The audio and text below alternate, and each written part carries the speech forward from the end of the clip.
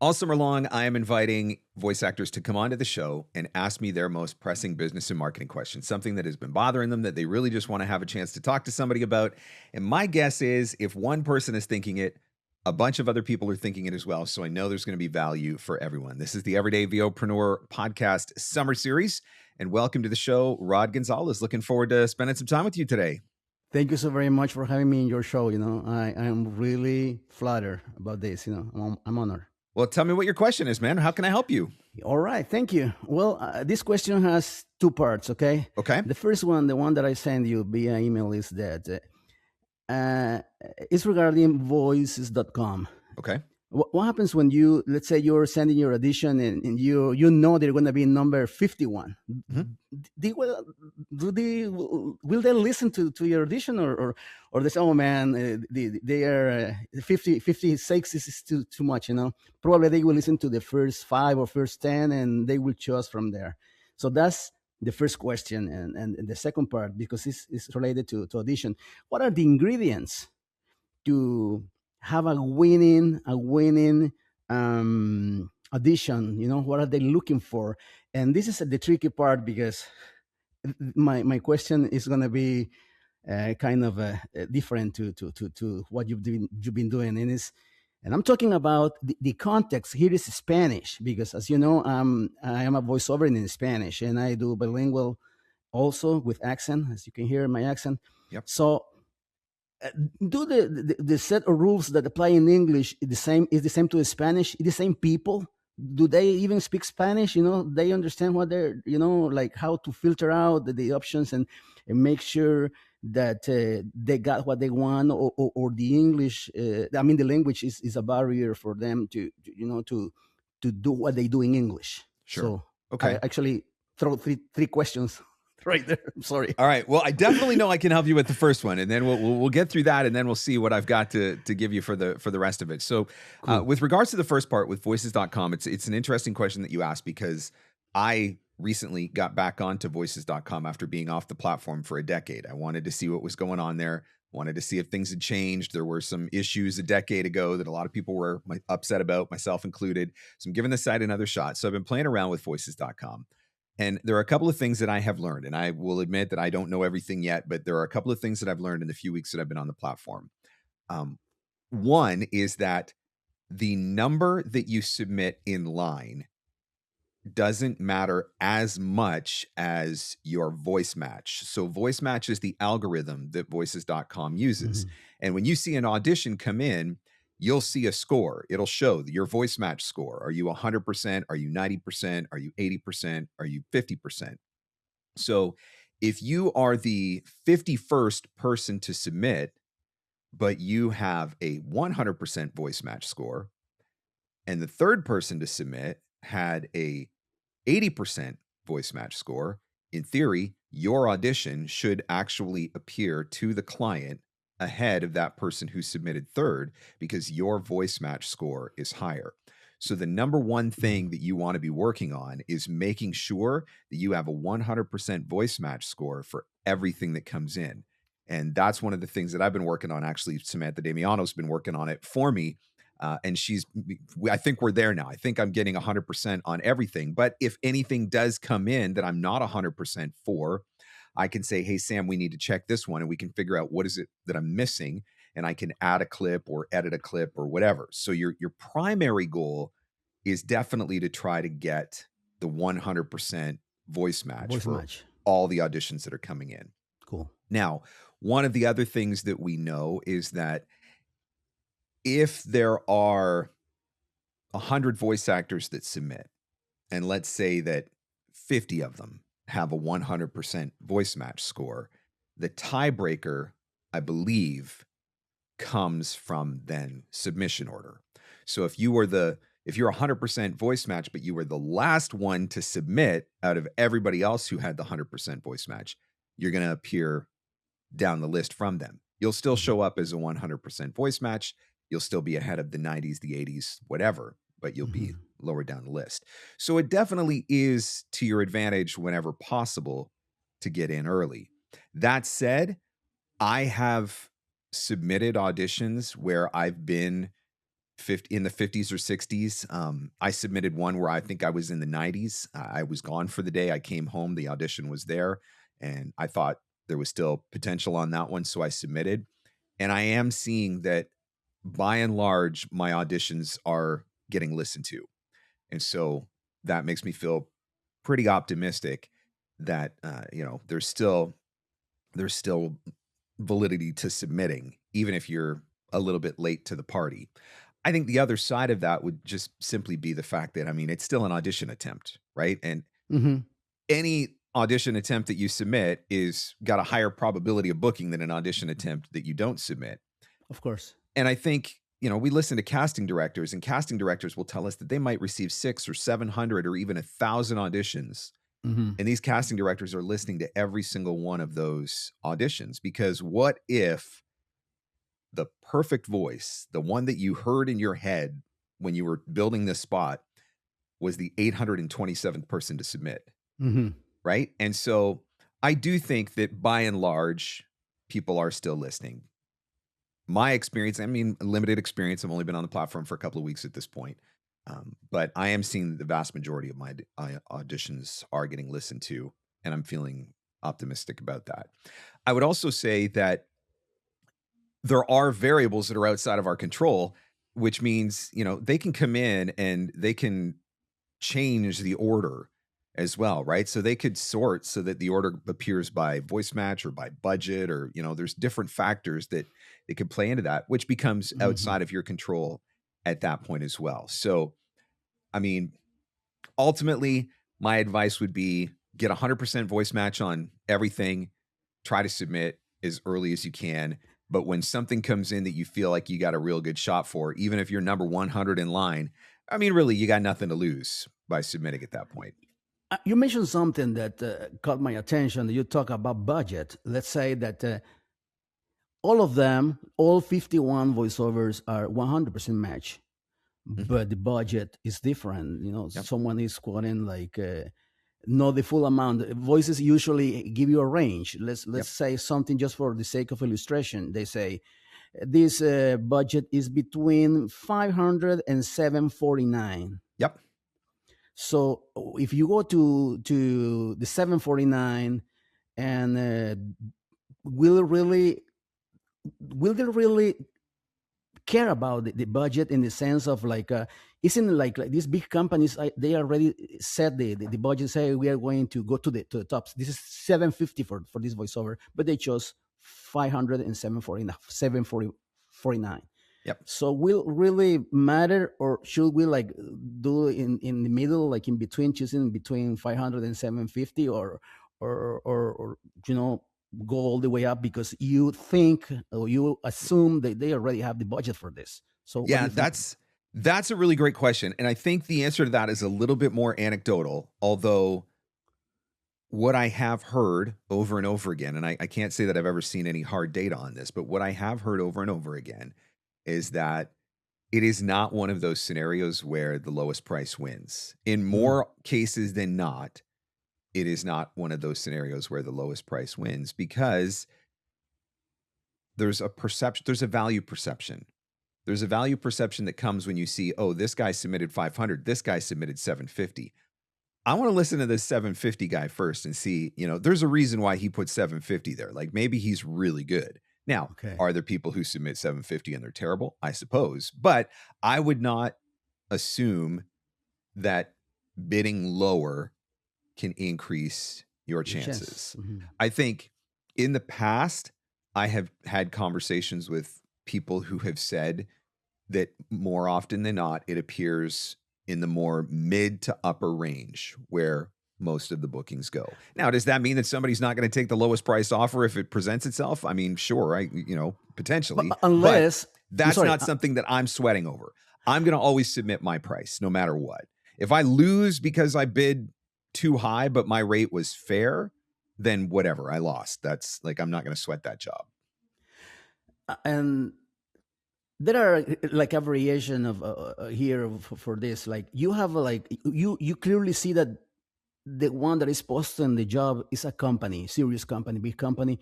So you think, okay, they have the budget. But there are some others that you see that this is like like private people, particular people. I mean, Yep. big companies. Just a guy that wants Yep. a voiceover. Sure. Probably that kind of client will prefer the low budget.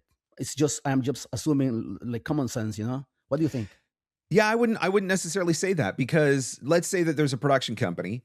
Maybe there's a production company out there that's got 15 or 20 people on staff, and they're producing videos in the $10,000 to $50,000 range, and they sign up for an account on voices.com, but the head producer just signs up under his name, right? He doesn't sign up under the name of the production company. He could just sign up Oh, under his cool. name, right? So you Good never point. really know. You don't So know. I wouldn't really make any assumption like that. At Assumptions. the end of the day, I want to quote what I think I'm worth. And I Okay. will tell you, in the limited time that I've been on the site, there are a couple of projects that I have quoted that have been beyond the stated budget, and I have received shortlists on.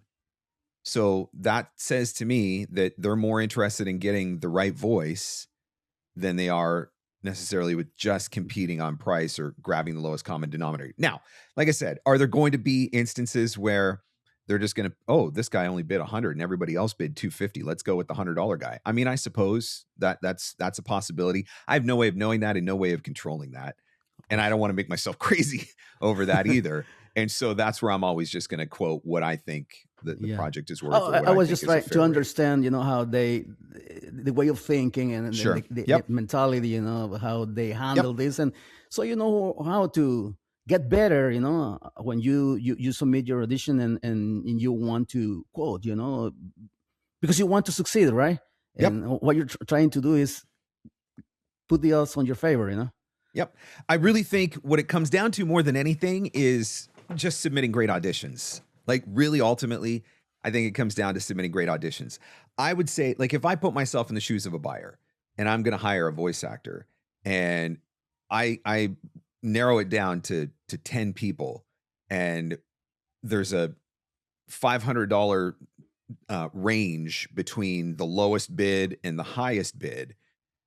If the voice that I really want is a higher bid, it's the voice that I really want. I'm probably going to pay for it, right? Like, if it's not astronomical or not way outside of what my budget range is or whatever, but that's my mentality. Like, I want to get the one that I want, right? I don't want to settle.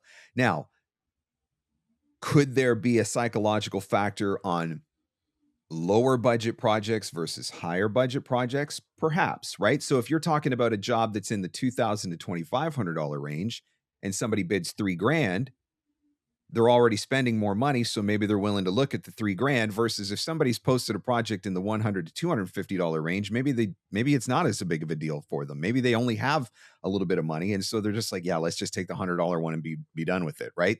Could there be a little bit of a discrepancy based on lower budgets and higher budgets as far as the numbers go? I mean, I suppose, but again, not something that I have definitive data on, and so not something that I want to make myself crazy thinking about. I got enough stuff going on in my head to make me crazy. I don't need to add anything else into the I mix hear at you, this man. point. Yeah. Of course. Yeah. Okay, so that answers the auditioning question, I think, as far as whether or not it's still worth it and should I be submitting, and we got that covered off, right? Yeah. Okay. You did. Thank you so much. I think it's good to know that it gives you hope that they will listen. At least they will listen, and it's not like, oh man, you spend your time, doing the audition and they won't listen to it. So it's kind of like disappointing. Completely anecdotal at this point. Again, limited data pool, but for what it's worth, I have noticed my listen rate is higher on voices.com than it is on Voice 123. And my shortlist rate is significantly higher on voices.com than it is on Voice 123. Again, anecdotal evidence, limited data pool, but worth noting. Can you expand a little bit more on that? This anecdotal information that how is it posted in the website? You can see like statistics, or how does it work? How you can go through on Voice 123 and you can see the number of auditions that have been listened to. And there is a thing that shows you the number of auditions that you've got liked. It's in your statistics. On voices.com, actually, I think the statistics are a lot better. You can very clearly see this is how many you've submitted. This is how many have been listened to. This is how many you've booked. This is how many you've shortlisted. I think the statistics are actually a lot easier because it's right there in a dashboard on voices.com. On Voice123, you got to dig a little bit deeper to kind of figure it out. But that's just something that I've noticed. And again, I haven't been on voices.com for a really long time. So I'm just throwing that out there anecdotally. But I would definitely say the shortlist in particular. I mean, right now I'm running like a 1 in 3 or a 1 in 4 shortlist rate on voices.com. On Voice123, I can't get a like to save my life. And the last 4 jobs that I've booked on the last 4 jobs that I've booked on Voice123, when I tried to ask the client about giving me a like, they didn't even understand what I was talking about. So clearly on the client side, the way things work, voices.com makes it much more easier or much more obvious to use the shortlisting capabilities, I would say, than what Voice123 does. But again, I haven't been on that side of the fence, so I don't know for sure, but just speaking from my own personal experience and what I'm seeing. Yeah, I heard you in one of your podcasts that if they don't give you a like, the algorithm will send you to the basement, and it's hard to get out of there. Yeah, I am in the basement. Just because I like, Yep, I'm in the basement on Voice123. I have bookings, I have reviews, but because the bookings have been direct bookings, I guess they don't count towards the algorithm. And so that's why I'm in the basement. I can't get out of the basement on Voice123, and it's been very frustrating. And I know that it's not because I suck, because I look at what I have going on the other platform right now, and I'm running this, whatever it is, 1 in 4 or 1 in 5 audition to like ratio. So I know I'm submitting good stuff because that's a really high shortlist rate. So that's just part of the game of playing on these online casting platforms, though. Just trying to figure out how to work the systems on either one of them at this point. Awesome. Thank you so much. Okay. Yeah, you covered that.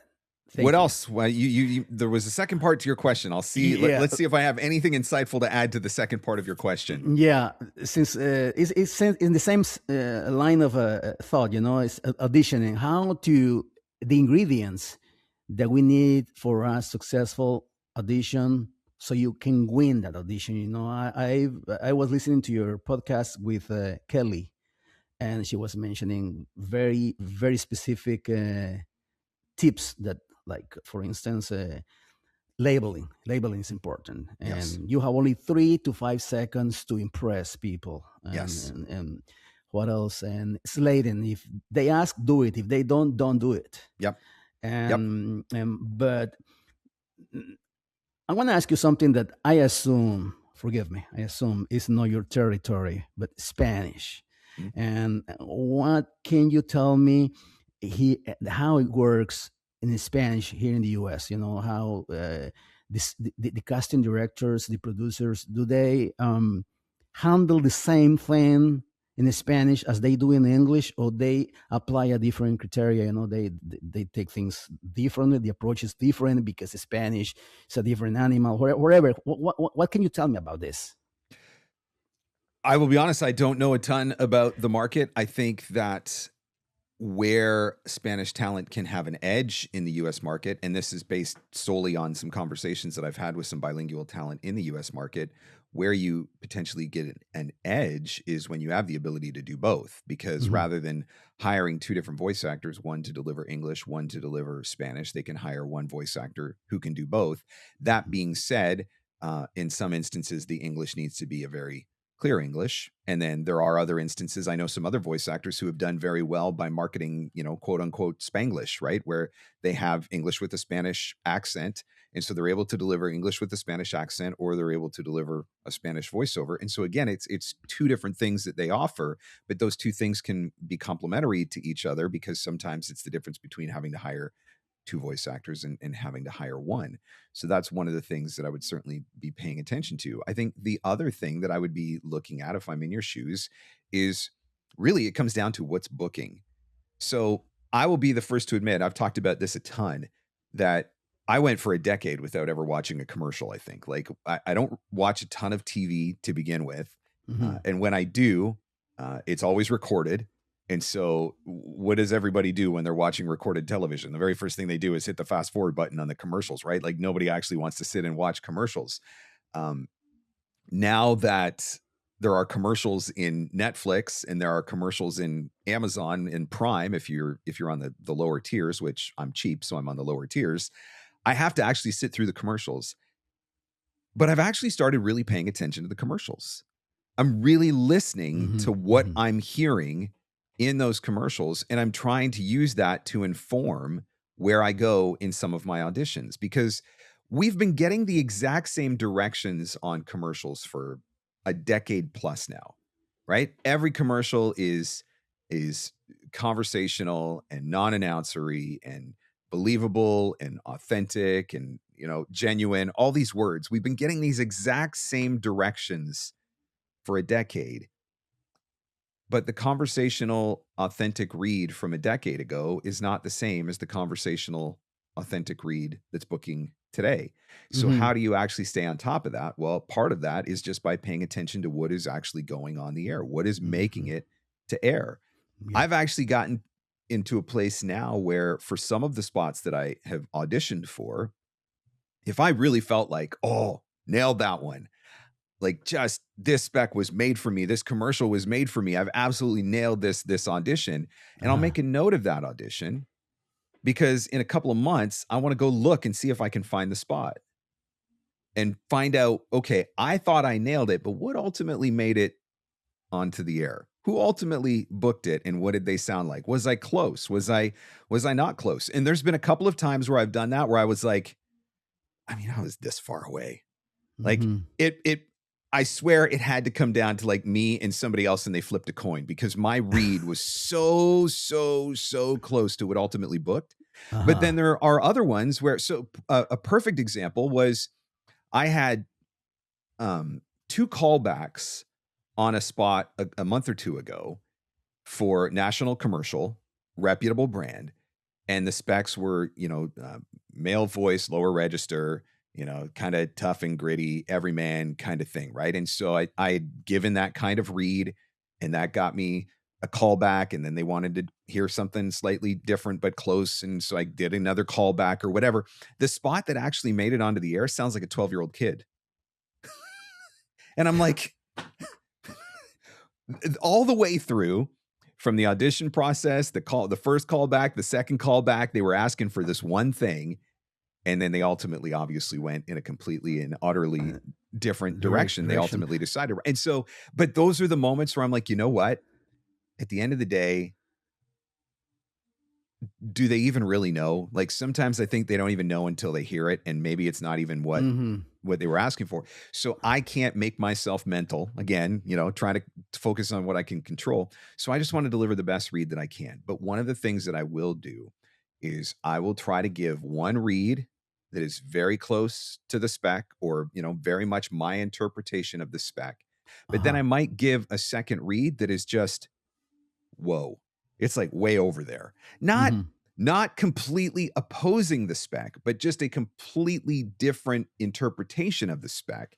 Mm-hmm. If for no other reason that I can show, hey, I can give you this one over here, but I can just as easily give you this one over here, and show that range, so that the next time when they say, we want a deep, rugged, lower register voice, but then they ultimately book something that's really high energy and, higher register voice, and I can show, hey, I can do both of those things, right? Yeah. So what I would say to you, to come back to your question, is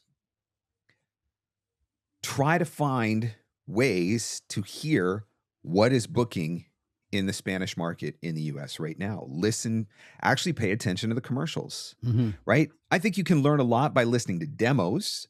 So find, a couple of the most reputable Spanish demo producers and listen to some of the most recent demos that they've put out. And I think you can learn a lot by listening to the demos, but I think you can learn even more by listening to what is actually on the radio right now, what is actually on television right now. Can Uh-huh. can I find those spots? Can you go to iSpot, for example, iSpot TV, and can you find some of those spots and listen to them? Can you find some spots that maybe you've had the chance to audition for?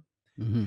And then listen, play your audition, how you interpreted the spec, and play what booked, and then sit down and say, okay, well, I was pretty close on that one, or oh wow, this is way different from what Yeah. I thought. And I think that research can be really helpful in helping you to get a better informed perspective on this is what's on the air today. This is what's Yeah, booking today. this is what is booking, right? Yeah. And one of the things that I notice is that sometimes the specs.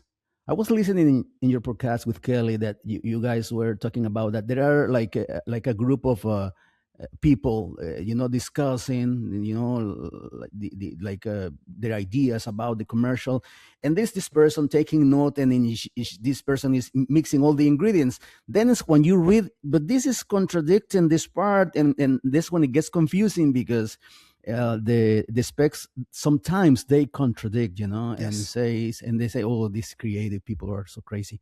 And I'm telling you, I've been doing this for more than 3 years. I started in Guatemala, and I remember joking with my friends and with another producer and say when they want an effect of a cloud moving, but they want to hear it. Oh yeah, and we used to tease saying, "Oh yeah, I will give you this effect of a posted place on the fridge."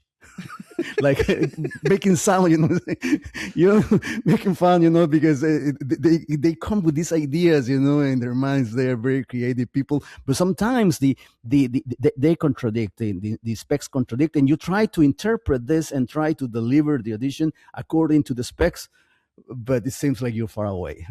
Those are the ones though where I think they're still trying to figure it out, and that's where I think you have an opportunity to go really wide between your two takes, right? They should be able to listen to those two takes and sound like two completely opposite interpretations, as opposed to two that are maybe similar but slightly different. But maybe like you give one that's like, it's all the way over to the left side, and one that's all the way over to the right side, not speaking politically, just speaking opposite poles, right? Opposite poles. Because just to show them, and that you can do, range. You've got the range, right? You've got the range to be able to go into either of those places.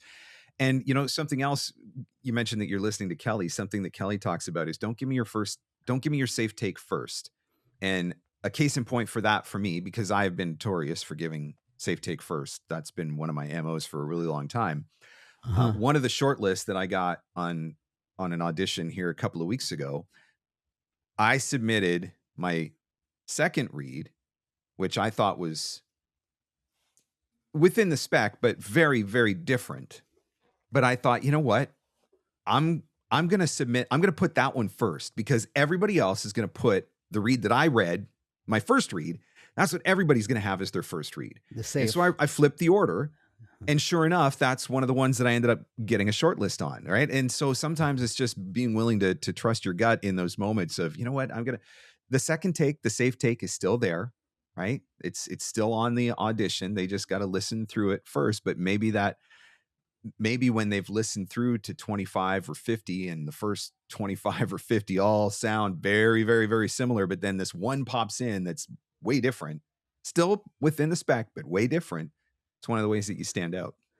Do you think that ad lib at the very beginning of your take, and it will help you to being different, to being noticed, to being unique, and stand out in your audition, just because you did this ad lib, and those were your first 3 seconds of your take, or will work against you, and you should do it maybe in the second take?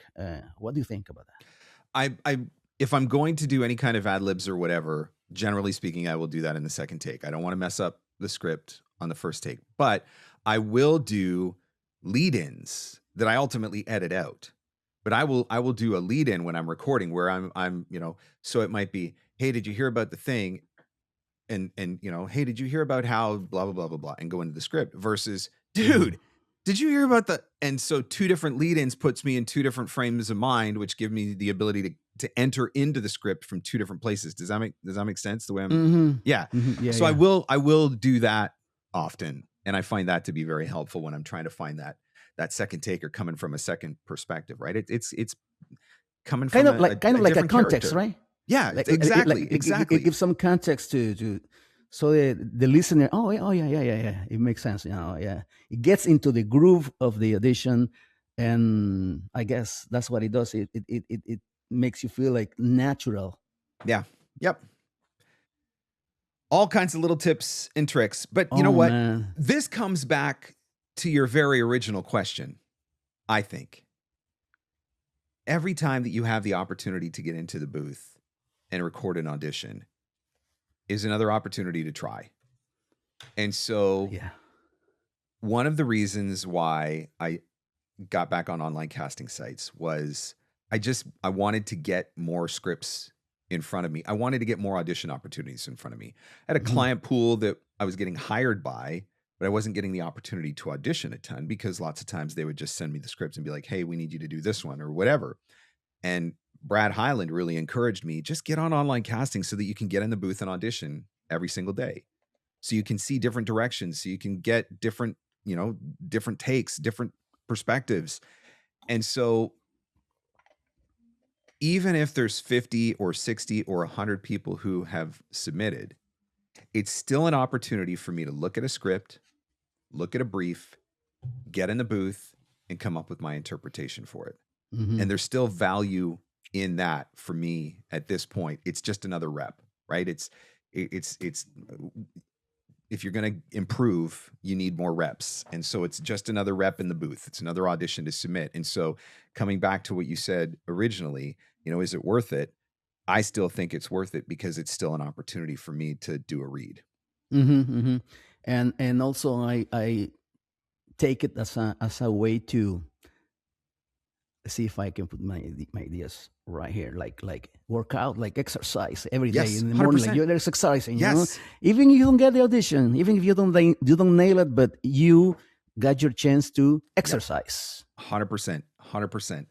And so, yeah, I still think that no matter what, there's value in there because I get to go in and that's another audition that was submitted. And hey, maybe they do listen to it and maybe I do book it, right? I Uh-huh. will never know if I don't try to submit in the first place. Oh man, this has Right? been, yeah, so enlightening. I thank you so very much, for sharing all this. I've been learning a lot from you, man, and I really admire what you're doing, and I think you're giving a lot to the community, and sometimes these are tips that you won't find anywhere else. You are giving away the real stuff, and Yeah. and this speaks about you, man. I Yeah. mean, as a person, that Well, thank you. uh, there is I don't want to be religious here, okay? But there is a verse in the Bible that says that you give out of grace what you receive from grace. Mhm. Does it make sense? Yeah. And God blesses you for Indeed, he sharing. does. Yeah, man. Right on. Yeah, Well, Rod, thank you so much for coming on the show, for asking your question, and I hope that that's been helpful for you. And I a look lot. forward to hearing how that plays out going forward as you journey along in voices.com and whether or not that's able to help you start getting some more opportunities and shortlists and ultimately some more bookings too. I'll keep you posted, and I definitely want to sign up for your LinkedIn Right on. seminar or workshop. Yeah. I'm looking forward to it. I want to hear what you can teach us about that. Because I've been working on that platform, trying to Yep. get the best out of it. And I'm looking Cool. forward. Sounds good, man. Yeah, thank you so very much, man.